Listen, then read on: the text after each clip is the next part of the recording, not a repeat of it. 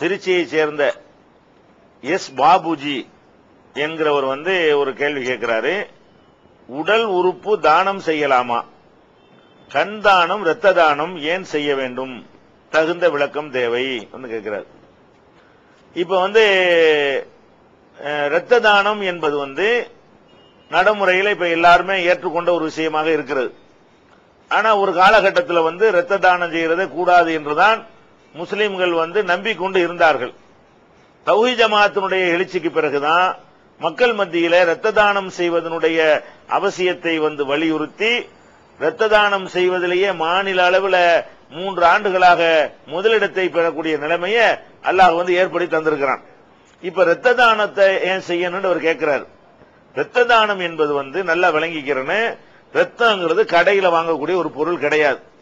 ஒரு மனிதனுக்கு அவன் ஆரோக்கியமா இருக்கிற காலம் வரைக்கும் அவனுக்கு தேவையான ரத்தம் அவனுடைய உடம்பில் இருந்து உற்பத்தி ஆகிவிடும். அவன் சாப்பிடுகிற உணவுகளில் இருந்தே அந்த ரத்தத்தை என்ன செஞ்சிடும், உடம்பு உற்பத்தி ஆகிக் கொள்ளும். சாதாரண நிலையில எல்லாம் போய் என்ன செய்ய மாட்டாங்க, எனக்கு கொஞ்சம் ரத்தம் கம்மியா இருக்கு, கொஞ்சம் ரத்தம் கொடுங்க அப்படின்னு யார்ட்டையும் கேட்க மாட்டாங்க.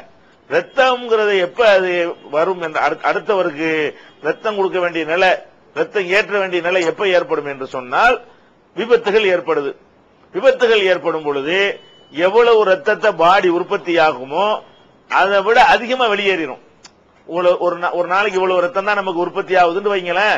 உற்பத்தி ஆகுதுன்னு சொன்னா நம்ம ஒரு ஆக்சிடென்ட்ல ஆகி பயங்கரமா வெட்டுக்காயம் ஏற்பட்டு பல மாதிரி பிரச்சனை ஏற்படும் பொழுது நம்ம உடம்புல இருந்து ரத்தம் அதிகமாக வெளியேறும் பொழுது அந்த வெளியேறுவதை ஈடுகற்ற அளவுக்கு நம்ம உடம்பு உடனடியாக அந்த ரத்தத்தை என்ன செய்யாது, உற்பத்தி செய்ய முடியாது. 100 மில்லி உற்பத்தி ஆனா 500 மில்லி வெளியே போகுது. அப்ப என்ன பண்ண வேண்டி இருக்குது, இவன் உயிரை பிடிச்சி தக்க வச்சு ஆகணும். இப்ப ஒரு நாள் 2 நாளைக்கு தக்க வச்சிட்டோம்னு சொன்னா அதுக்கப்புறம் இந்த பாடி என்ன செய்யணும், படிப்படியா முதல் ரத்த ஓட்டத்தை நிப்பாட்டணும். அதுக்கு பிறகு அந்த ரத்தத்தை நம்ம தேவையான அளவுக்கு அந்த உடம்பு இயங்குற அளவுக்கு நம்ம செலுத்திட்டோம் என்று சொன்னால் அதுக்கப்புறம் நார்மல் வந்த பிறகு அந்த உடம்பே தனக்கு தேவையான ரத்தத்தை தயாரிச்சுக்கிறோம். அப்படிங்கிற ஒரு உயிர் காக்கக்கூடிய ஒரு நேரம். ஒரு ஆபரேஷன் பண்ண வேண்டிய, நல்லா தான் ஆரோக்கியமா தான் இருக்கிறான், அடுத்து ஆபரேஷன் பண்ண வேண்டி இருக்கிறது. ஆபரேஷன் பண்ணும் பொழுது என்னவாகும், நிறைய ரத்தம் வெளியேறிடும். வெளியேறுகிற அளவுக்கு ரத்தம் உற்பத்தி ஆகுமான்னா அவ்வளவு வேகமா உற்பத்தி ஆகாது. அப்ப என்ன பண்ணணும், இன்னொரு ஆளுடைய ரத்தத்தை என்ன குரூப்னு கரெக்டா பாத்துக்கிட்டு அந்த ரத்தத்தை ஸ்டாக் பண்ணி வச்சுக்கிட்டு அதுக்கப்புறம் ஆபரேஷன் பண்ணாங்கன்னு சொன்னா இந்த ஆபரேஷன் மூலமாக வெளியேறக்கூடிய ரத்தம் இன்னொரு ஆள் ரத்தத்தை கொடுப்பதன் மூலமாக அது நிறைவு செய்யப்படும். அதுக்கு தேவைப்படுது, ஒரு அவசியம் ஆயிடுது. அதே மாதிரி ஒரு பிரசவிக்கிற நேரம், பிரசவத்தின் போது என்ன செய்யும், அவங்கள ஆபரேஷன் பண்ணி எடுக்கிற மாதிரி நிலை வந்தால் அவர்களுக்கு ரத்தம் வெளியேறிவிடும். வெளியேறுகிற அளவுக்கு உடம்பு உற்பத்தி பண்ண முடியாது, உடனடியாக உற்பத்தி பண்ண முடியாது. அந்த மாதிரி நேரத்தில் என்ன செய்வாங்க, அடுத்தவங்க ரத்தம் கொடுத்தா அவங்க அந்த நேரத்தில் ஸ்டெடியா ஆக்கிடுவாங்க. கொடுத்த ரத்தம் அவங்கள்ட்ட இருக்க போறது இல்ல.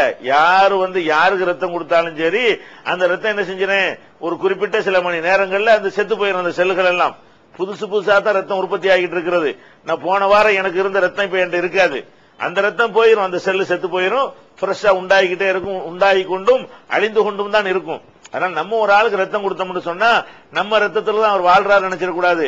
அந்த ரத்தம் கொஞ்ச நாளைக்கு அவர் உடம்பு ஸ்டெடியாகிற வரைக்கும் அவரை காப்பாத்திக்கிட்டு இருக்குமே தவிர அதுக்கப்புறம் அவர் ரத்தமே மௌத்தா போற மாதிரி நம்முடைய ரத்தமும் போயிடும்.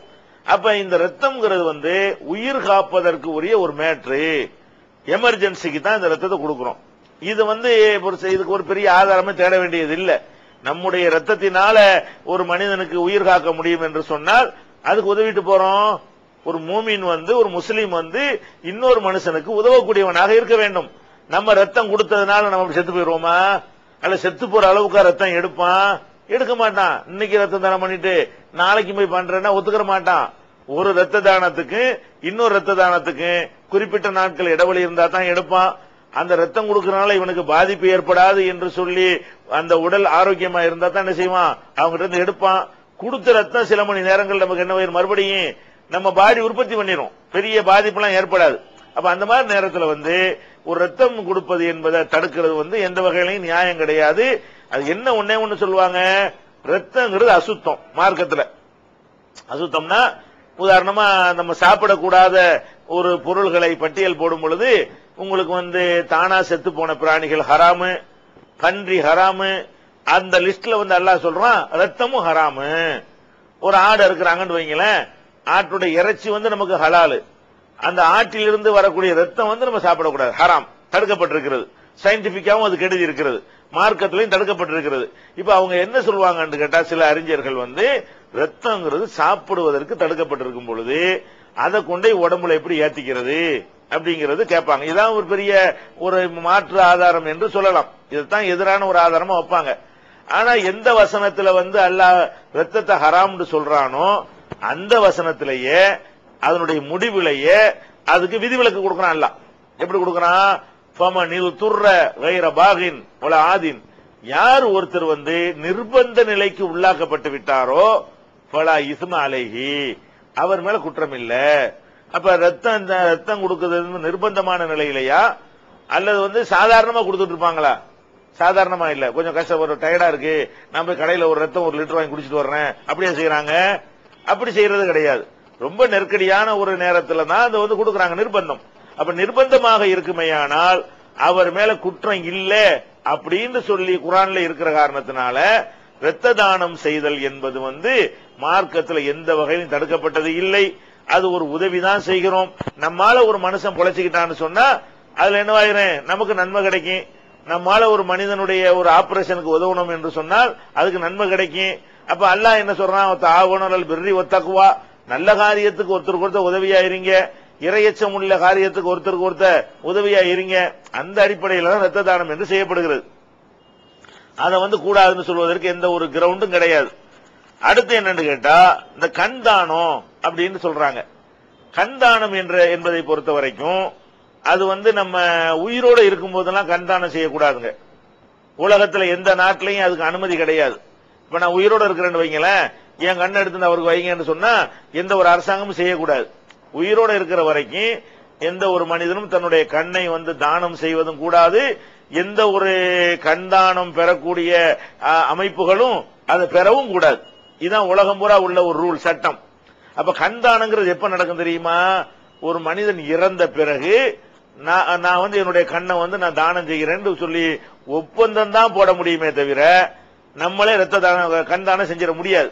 இறந்த பிறகு அந்த நிறுவனத்துக்கு நம்ம தெரிவிச்சோம்னு சொன்னா அவங்க வேக வேகமா வந்து குறிப்பிட்ட நேரம் வரைக்கும் அந்த கண்ணு மட்டும் உயிரோட இருக்கும்.